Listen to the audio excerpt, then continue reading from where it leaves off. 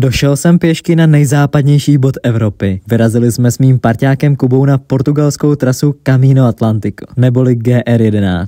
A tohle je náš příběh. Vyrazili jsme ráno z městečka Praia Grande, kde najdeš i tuto extrémně dlouhou pláž. Celou cestu byla mlha a my se podél pobřeží dostali až po útesy, na které bylo třeba vystoupat po řekněme neúplně bezpečné stezce. Byl by to asi nejdražší výstup v mém životě. Krajina byla nádherná. Veškeré výhledy a scenérie pokládám za ty vůbec nejkrásnější, co jsem měl šanci kdy vidět. Na cestě nás čekalo plno pastí v podobě trní, neprostupné vegetace, na níž jsme narazili hned několikrát. Prudké stoupáky a padáky dolů. Tuto cestu jsem od začátku vnímal jako zátěžový test po všech svých operacích nohou. Díky nim jsem právě mohl tuto cestu vůbec absolvovat a vrátit se zpět k turistice. Mlha se rozestoupila a došli jsme až nakonec k majáku na nejzápadnější bod. Trasa je krásně značená a je podle mě tou vůbec nejkrásnější v Evropě. Zajímá tě víc o Camino Atlántico? Sleduj můj profil pro více cestovních videí a tipů na výlety. Chceš taky tuhle trasu někdy absolvovat? Celý film z této cesty najdeš na mém Hero.